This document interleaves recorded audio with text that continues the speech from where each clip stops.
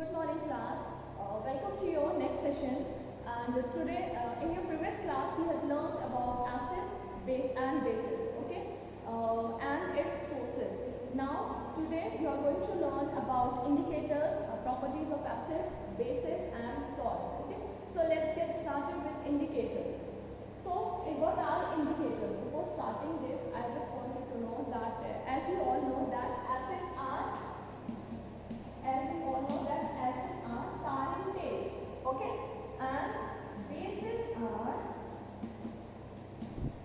bitter and soapy in fact, okay, bitter and soapy. But at the same time, we also know that they are corrosive, okay, they are corrosive or they are very dangerous, okay, so we can't taste it, okay, so we can't taste it and we can't touch it every time to test whether the substance is acidic or basic. So to test the substance whether it is acid or basic, okay, we use indicators, okay, what we use indicators to test the acidic and basic substances. Now what are indicators? Indicators are the substances, okay, indicators are the substances which react differently in acidic and basic medium. It means it will show us the different colors in acidic and basic medium, okay, it will show different color in acidic medium and it will show different color in basic medium. So with the help of that we can come to conclusion that whether the substance is acidic or basic.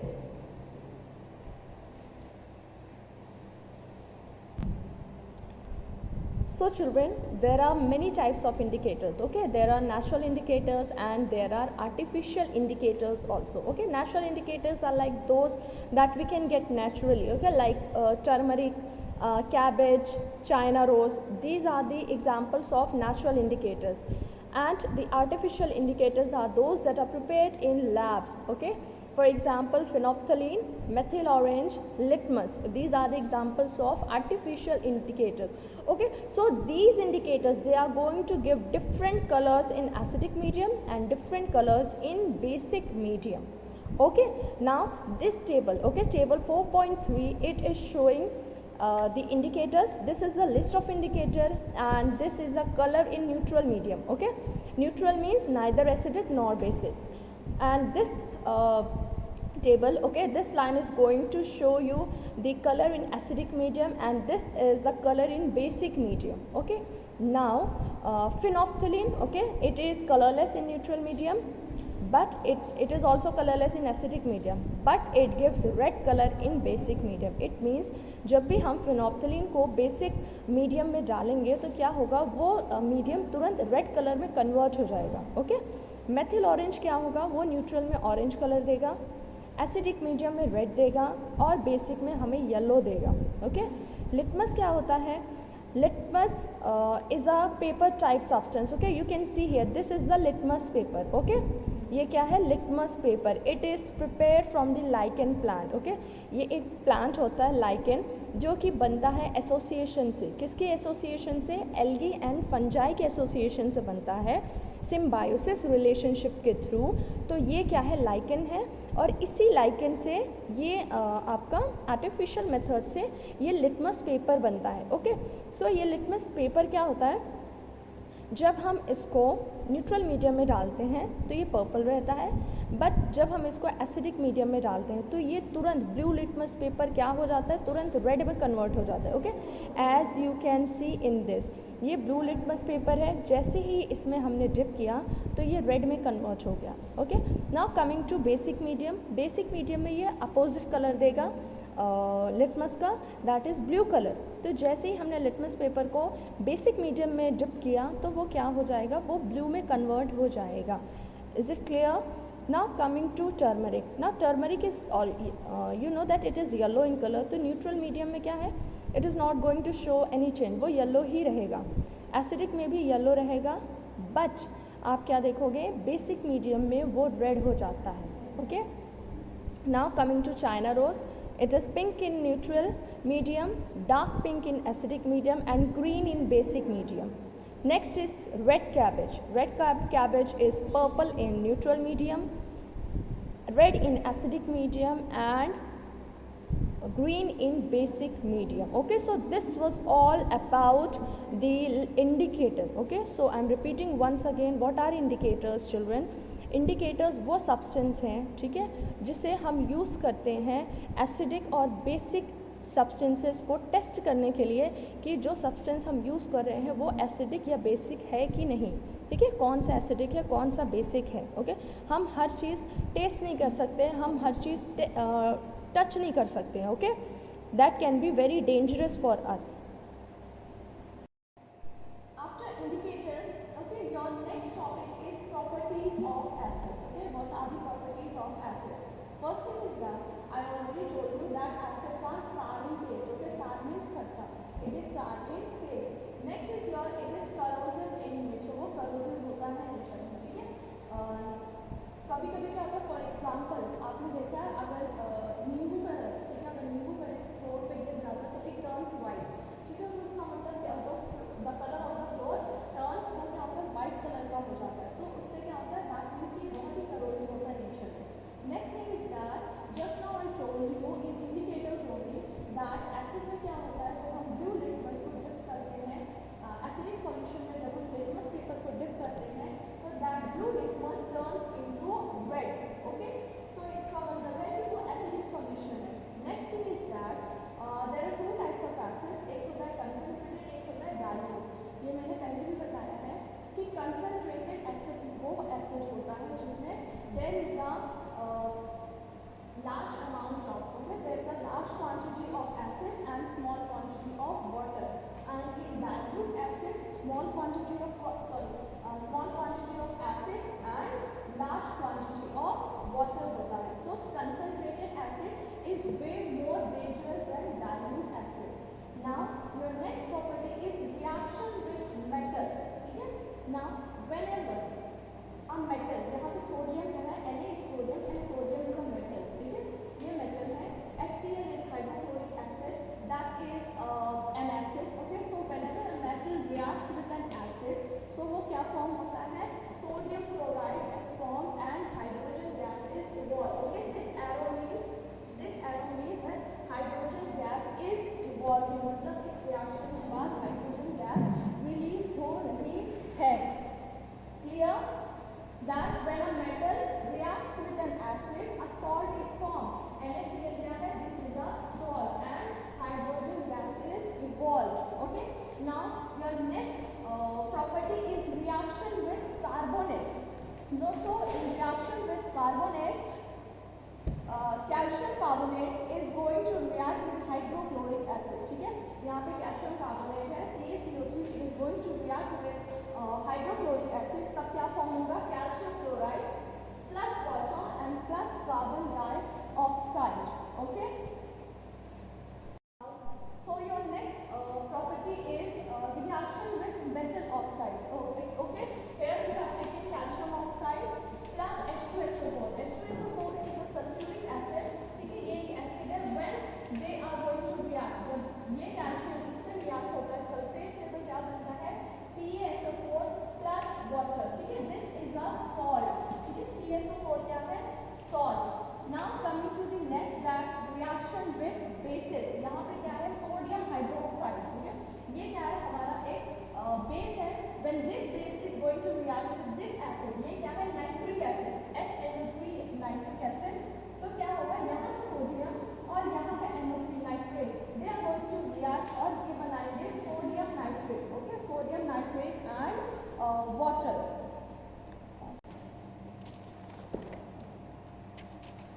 Now your next topic is, after properties of acids, we are going to learn about the uses of acids. Okay, so acids such as vinegar are used as preservatives. हम vinegar का use करते हैं preservatives में. For example, like pickles बनाते हैं, अचार बनाते हैं, तो क्या करते हैं, हम vinegar को डालते हैं. क्यों डालते हैं, because it is used as a preservative. ठीक है, वो उस substance को, वो उस pickle को काफ़ी time रखने में help करता है.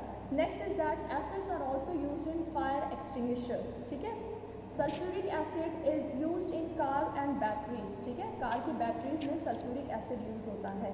And sulphuric acid is also used in the manufacture of drugs, textiles, leather, plastics, paints, detergents, इन सभी चीज़ों में एसिड्स का यूज़ होता है। Now nitric acid is used in the manufacturing of explosives, ठीक है, जो एक्सप्लोजिव होते हैं वो नाइट्रिक एसिड उनमें यूज़ होता है। Now coming to the properties and uses of base, ठीक है, अभी तक हमने properties and uses of acids पढ़ा था, अब हम बेस के बारे में पढ़ेंगे। As you already know that bases are bitter in taste and soapy to bases are bitter in taste and soapy to touch.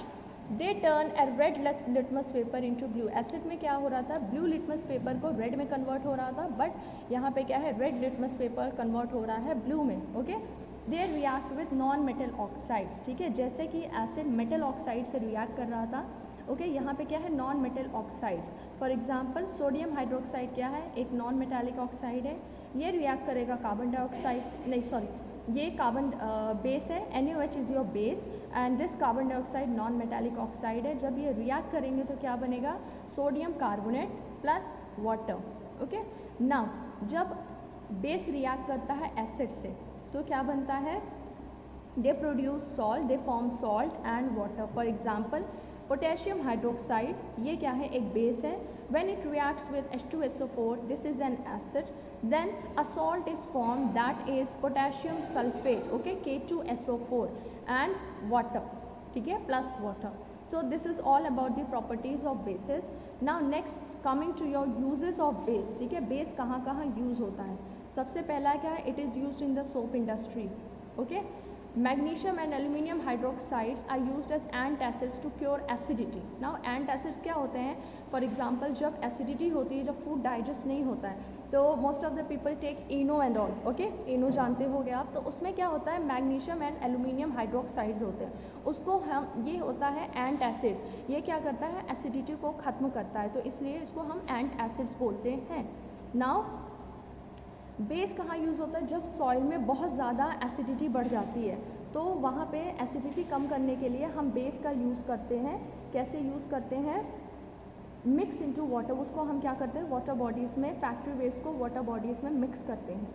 Now coming to next, calcium hydroxide और slake lime is used in white washing, ठीक है, slack lime जो होता है, ठीक है, घर में जो वाइट वॉश होता है उसमें यूज़ होता है। आफ्टर दैट ये आता है ब्लीचिंग पाउडर, ठीक है, ब्लीचिंग पाउडर में भी कैल्शियम हाइड्रोक्साइड होता है। Now next is your bases are also used in paper industry, paper को बनाने में, textile industry, clothes and even medicine.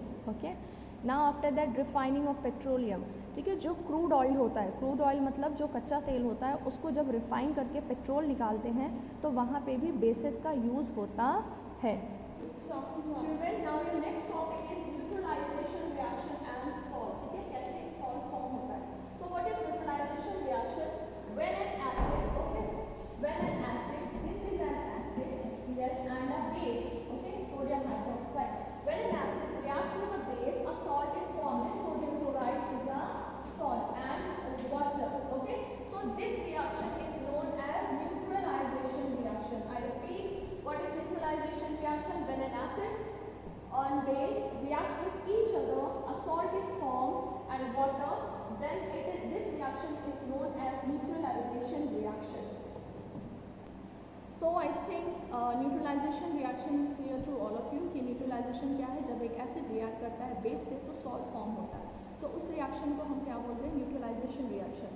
Now coming to the properties of salts, salts क्या होता है, basically they are soluble in water, soluble मतलब जब हम इनको वाटर में डालते हैं तो ये क्या है, बेसिकली दे डिजॉल्व, वो कम्प्लीटली सॉल्युबल होते हैं।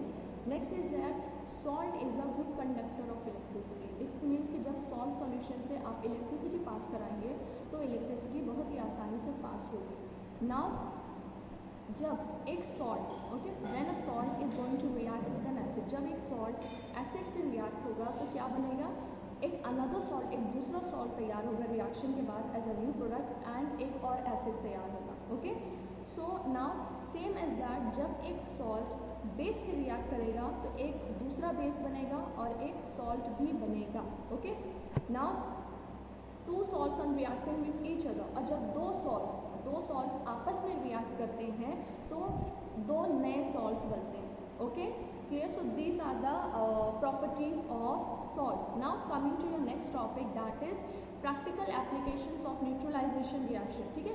न्यूट्रलाइजेशन रिएक्शन हमारी डेली लाइफ में उसका कहाँ कहाँ अप्लाई होते हैं। फॉर एग्जांपल इनडाइजेशन, जब इनडाइजेशन होता है लोगों को, whenever we take lots of spicy food, ठीक है, जब हम स्पाइसी फूड कंज्यूम कर लेते हैं तो क्या होता है, हमारे स्टमक में हाइड्रोक्लोरिक एसिड बहुत ही ज़्यादा एक्सेस में हो जाता है। सो हम उसको बोलते हैं acidity. So to neutralize this acidity, हम उस एसिड को न्यूट्रलाइज करने के लिए हम क्या लेते हैं, एंटासिड्स। मैंने बेसिस में ही पढ़ाया था कि एंटासिड्स क्या होता है, जिसमें बेस मिले होते हैं, वो क्या करता है, हमारे स्टमक में जो ज़्यादा एसिड्स प्रेजेंट है उनको वो न्यूट्रलाइज करता है, उनको वो बैलेंस करके रखता है। Okay, now coming to ant bee sting. Okay, now जब एंड्स या कोई बीज क्या करते हैं, जब हमें स्टिंग करते हैं, जब हमें काट लेते हैं तो क्या होता है, हमारी स्किन पे बर्निंग सेंसेशन होता है, ठीक है, वहाँ पे थोड़ी जलन होती है। तो हम क्या करते हैं, हम उस पर भी सोडा पेस्ट यूज़ करते हैं, तो उससे क्या होता है, वो क्या होता है, वो बैलेंस हो जाता है, ठीक है। सोडा पेस्ट में क्या होता है, बेस होता है, तो वो जब हम एसिड पे बेस अप्लाई कर लेते हैं तो वो न्यूट्रलाइज हो जाता है। Okay, coming to soil treatment. Okay, soil treatment में क्या होता है, जब कभी बहुत ही ज़्यादा एसिड बढ़ जाता है सॉइल में, ठीक है, तो फार्मर्स क्या करते हैं, उसमें स्लेट लाइम यूज़ करते हैं। स्लेट लाइम क्या होता है, चूना, ठीक है, उसको यूज़ करने से क्या होता है, सॉइल की एसिडिटी ख़त्म हो जाती है, ठीक है, वो बैलेंस हो जाता है एसिड और basic content. Coming to disposal of factory waste, ठीक है, फैक्ट्री से जो डिस्पोजल होता है, फैक्ट्री से जो डिस्चार्ज होते हैं, जो बहुत ही गंदे डिस्चार्ज निकलते हैं, हार्मफुल डिस्चार्ज, उसमें क्या होता है, एसिड कंटेंट बहुत ज़्यादा होता है।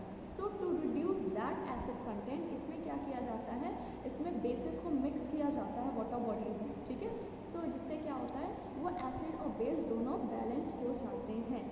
So now your chapter is over. I hope everything is clear to all of you. Okay, and if there is any confusion, just let me know. Okay, so thank you class. Have a nice day everyone. Bye bye.